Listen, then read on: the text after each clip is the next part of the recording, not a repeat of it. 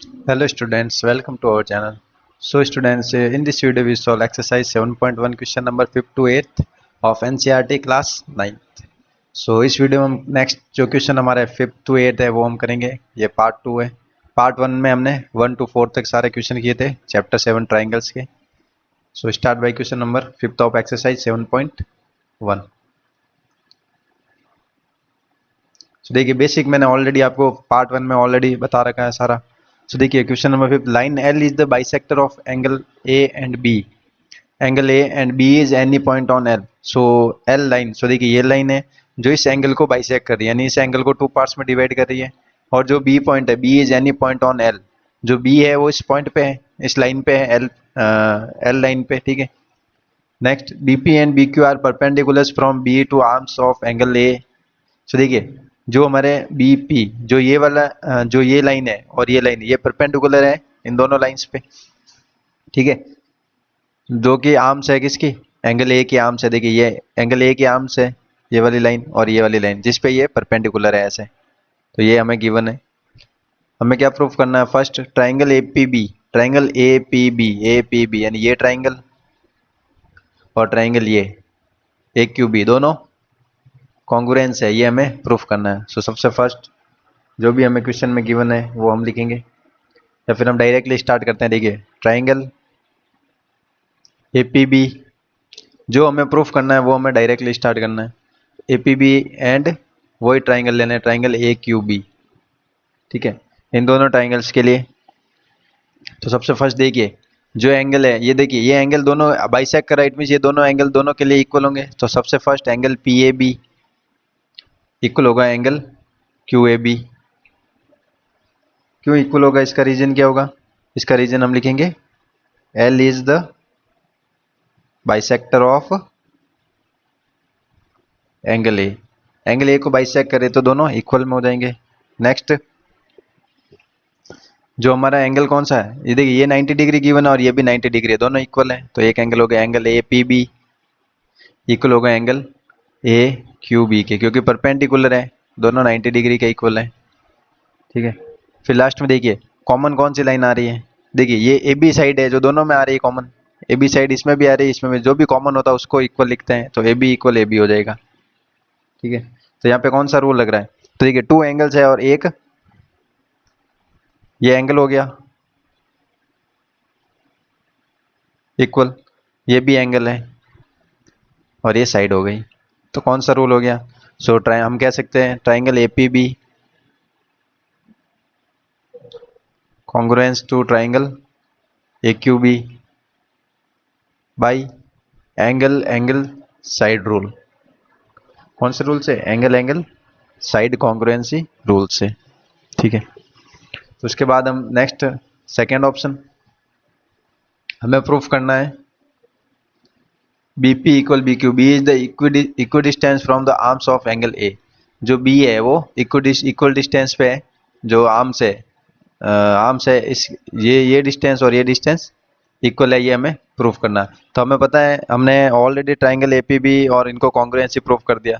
तो जब congruency proof करते हैं तो उनकी जो करस्पॉन्डिंग जो सीपी यानी corresponding parts of congruency triangle क्या होते हैं? इक्वल होते हैं बाय सीपीसीटी रूल। तो हम कहेंगे बीपी इक्वल, डायरेक्टली कह सकते हो BP equal B Q by CP CT rule. CPCT की फुल फॉर्म भी आपको मैंने बता रखी है ऑलरेडी। ठीक है। नेक्स्ट, इसके बाद ये हो गया हमारा क्वेश्चन कंप्लीट।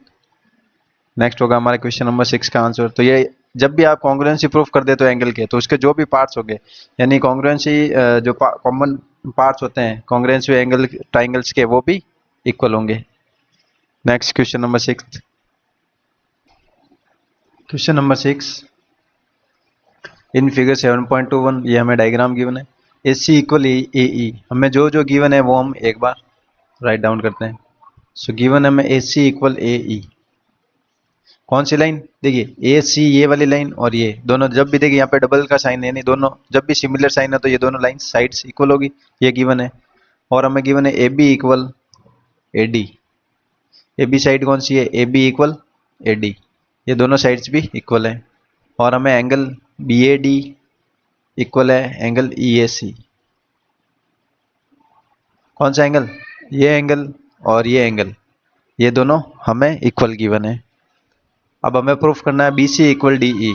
जो बी सी साइड से ये है बी सी और ये है डी ई, ये डी ई। तो देखिए जब भी हमें साइड्स प्रूफ करनी है तो अगर हम जो साइड्स जिन दो ट्राइंगल्स में अगर उनको कॉन्ग्रुएंसी प्रूफ कर देते हैं तो फिर हम कह सकते हैं भाई सीपीसीटी रूल, वो भी साइड्स इक्वल हो जाएगी। तो ये दोनों साइड्स कौन से ट्राइंगल में आ रही है? जो बीसी साइड है, या फिर रफली देखिए ये बीसी साइड आ रही है ट्राइंगल एबीसी में, ये आ रही है बीसी साइड इसमें, और जो डीसी डीई साइड है वो आ रही है ट्राइंगल ए डी ई में, इसमें आ रही है ये। ठीक है, तो अगर हम इन दोनों ट्राइंगल को प्रूफ कर दें कॉन्ग्रुएंसी, तो हमारा जो ये साइड्स भी क्या हो जाएगी, सीपीसीटी रूल से इक्वल हो जाएगी। तो ये तो हो गया इसका रफली। अब इसको हम लिखते हैं कैसे, देखना। इनके लिए देखिए, अब ट्राइंगल एबीसी और एडी के लिए तो देखिए हमें ये दोनों साइड्स इसमें आ रही, एबी साइड इसमें भी आ रही है और एसी साइड जो ए साइड है हमारे इस ट्राइंगल में आ रही। तो पहले हम सबसे पहले लिख देंगे, यानी एक साइड्स तो हमारे इक्वल आ गई।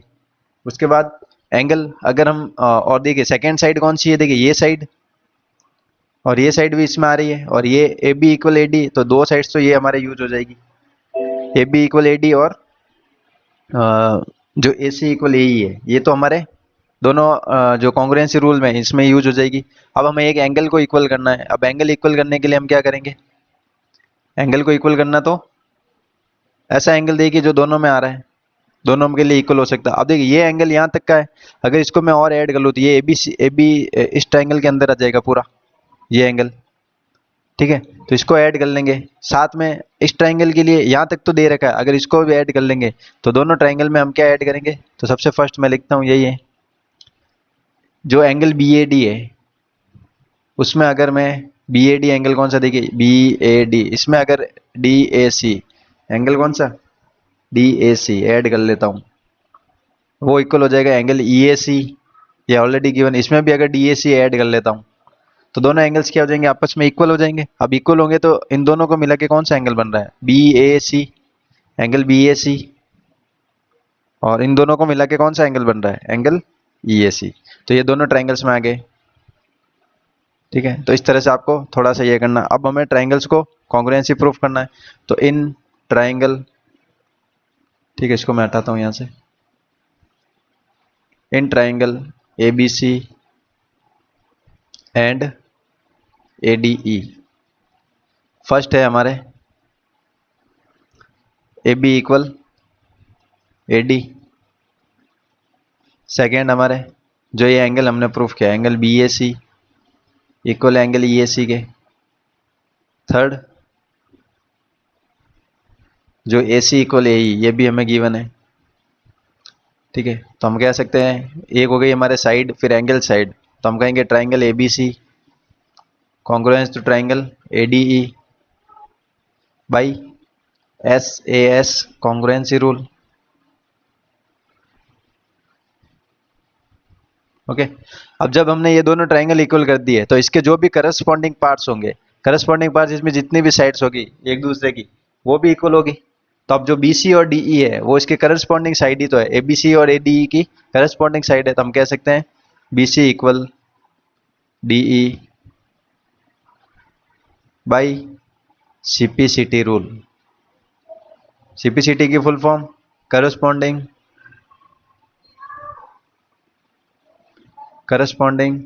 Parts of congruency triangles are equal, ये हमारा रूल है।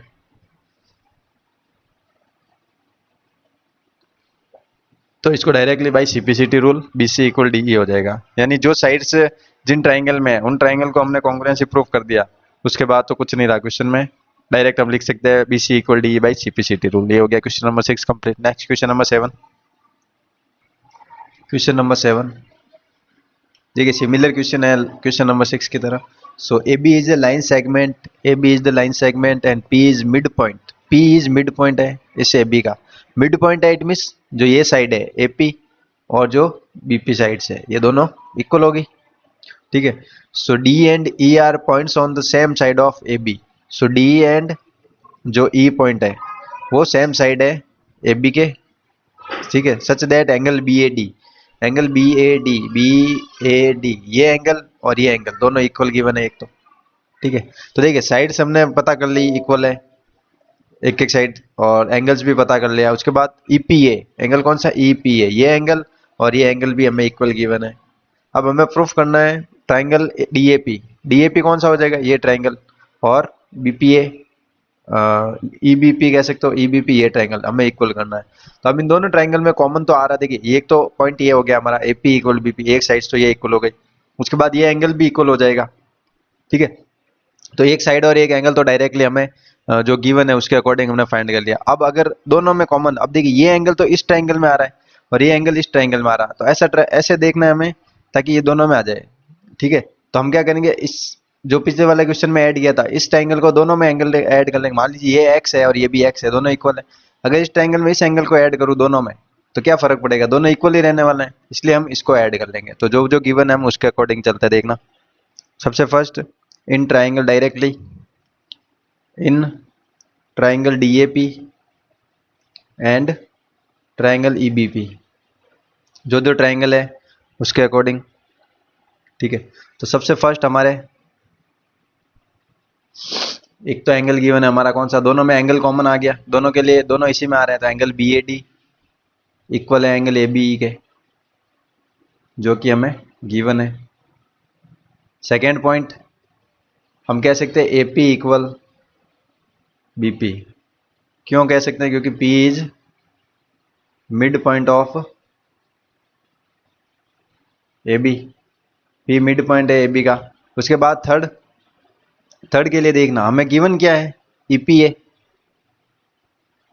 इक्वल डीपीबी, तो ये इस एंगल में नहीं है, इन दोनों ट्राइंगल के अंदर कॉमन नहीं है। तो हम क्या करेंगे, कॉमन इसको करने के लिए हम क्या करेंगे, यहाँ पे जो एंगल ईपीए है उसमें ऐड कर लेंगे ये एंगल दोनों में, plus EPD angle EPD add करेंगे, और जो डीपीबी है उसमें भी हम एंगल ईपीडी ऐड कर लेंगे ताकि दोनों में आ जाए। देखिए अब ये ट्राइंगल इसमें भी आ गया और इसमें भी आ गया ये एंगल, इसके लिए ये एंगल इसके लिए ये एंगल, दोनों के लिए आ गया इक्वली।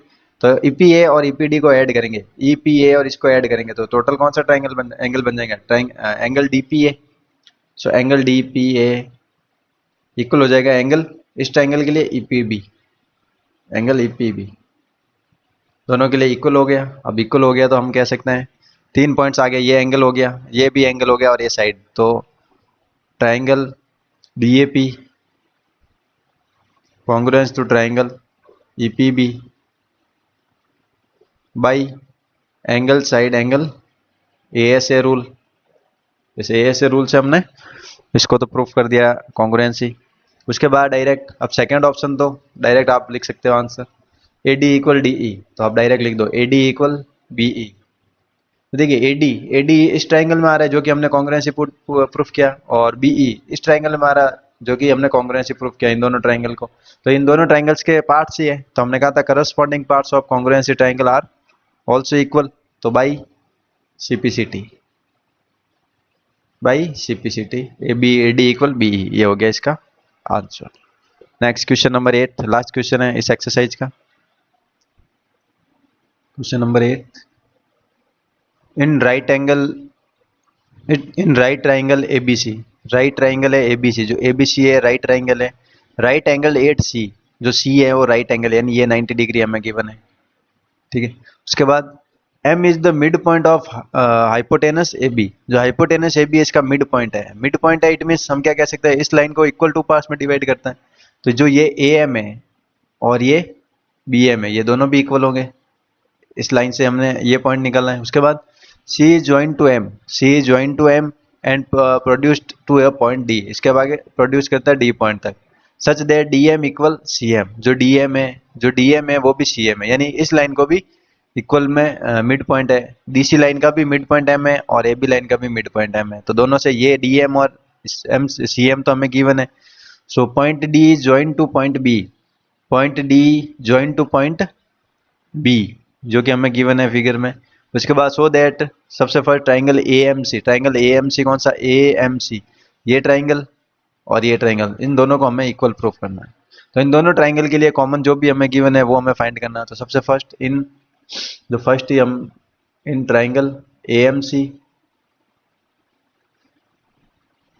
एंड ट्राइंगल BMD, इन दोनों ट्राइंगल के लिए सबसे फर्स्ट हमें क्या गिवन है, देखिए DM और इस ट्राइंगल में CM, ये दोनों गिवन है। तो फर्स्ट हो गया हमारे DM इक्वल CM जो कि हमें गिवन है, ठीक है, ये तो हो गया गिवन।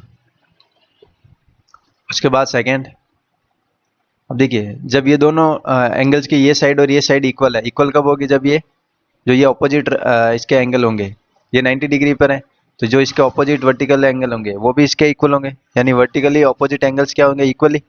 सो एंगल DMB और एंगल, देखिए ऐसा शेप है तो आपको पता है ये दोनों एंगल इक्वल होते हैं,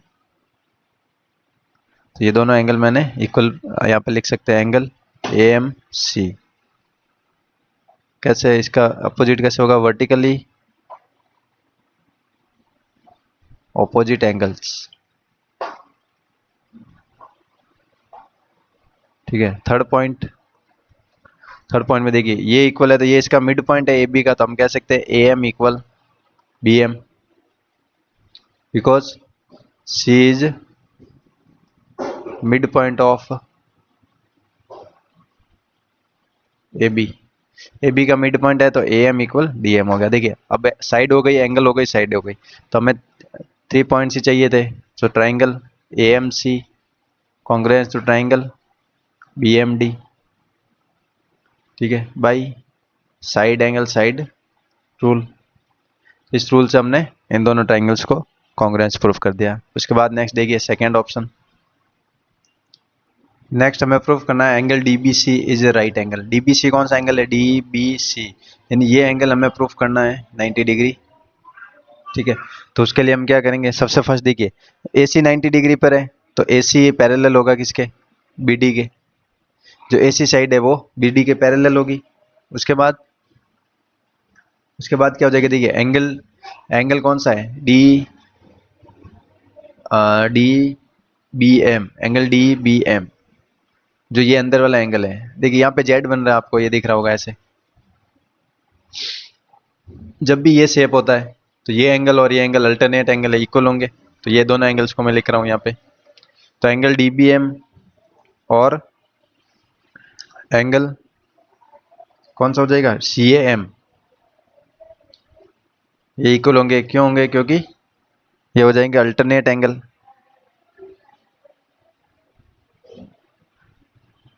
ठीक है, अल्टरनेट एंगल हो गए। उसके बाद हमें पता है जो हमारे कौन कौन से एंगल है, एंगल DBC जो ये एंगल है और जो ये एंगल है ACB, ये दोनों एंगल मिलके ये दोनों एंगल्स भी क्या बोलते हैं इसको, को इंटीरियर एंगल्स है। को इंटीरियर एंगल्स है तो को इंटीरियर एंगल का सम हमें पता है 180 डिग्री होता है। तो angle DBC plus angle ACB, दोनों एंगल्स का सम 180 डिग्री होता है। क्यों होता है, क्योंकि ये को इंटीरियर एंगल है।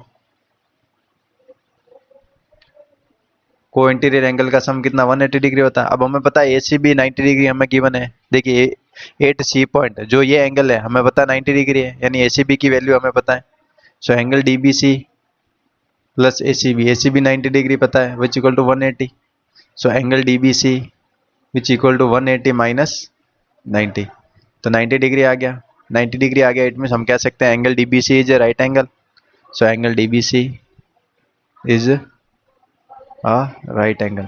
तो आपको जो भी छोटे छोटे एंगल्स है सब नॉलेज होना चाहिए, एक ही शेप में क्या कौन कौन से एंगल्स आपको नजर आ रहे हैं, उन सब एंगल्स को आपको ध्यान में रहना चाहिए। अल्टरनेट एंगल कौन सा है, को इंटीरियर एंगल कौन सा है, ठीक है। तो ये हो गया second option. Next third,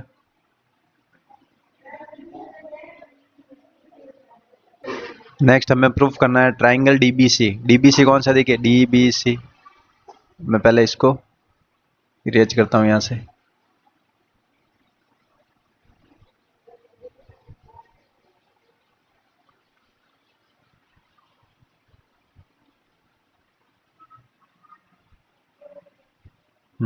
triangle DBC ये ट्राइंगल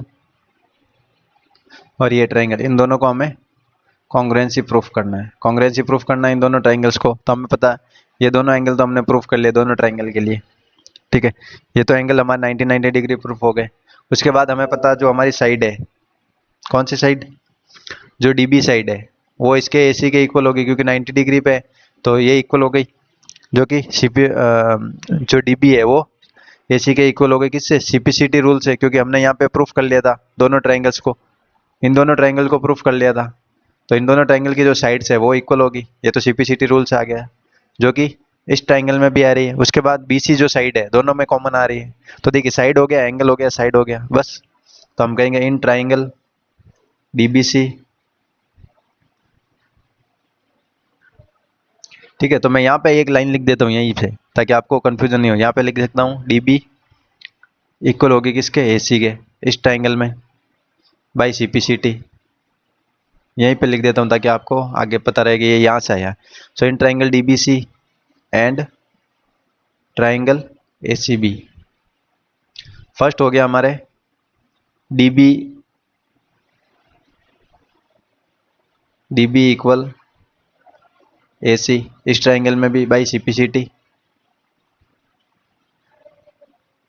सेकेंड हमारे, अभी हमने डीबीसी एंगल को 90 डिग्री प्रूफ किया था और ये हमें 90 डिग्री ऑलरेडी गिवन है, तो हम कह सकते हैं एंगल डीबीसी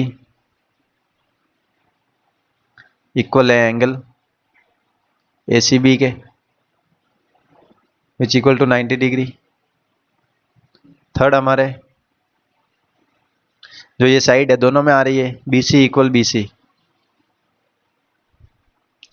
जो कि कॉमन साइड है,